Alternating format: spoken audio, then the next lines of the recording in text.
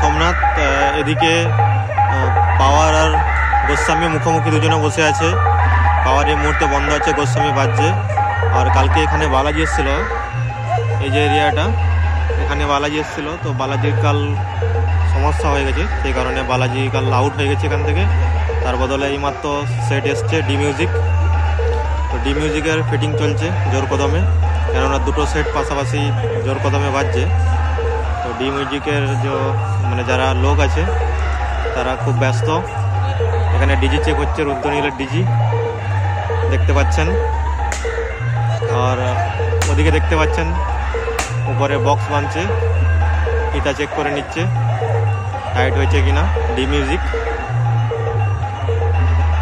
আজ সারা রাত কম্পিটিশন হবে, কাল সম্ভবত দুপুর 2টা পর্যন্ত বা 12টা পর্যন্ত কম্পিটিশন হবে। এই মুহূর্তে আগরবান্ধ বক্স কম্পিটিশন থেকে আমি সোমনাথ। এদিকে দেখতে পাচ্ছেন কিছুটা দূরে লাইটটা যেটা জ্বলছে, ওখানে গোস্বামী বসে বাজছে। ওখান থেকে 150 মিটার আগে পাওয়ার আছে।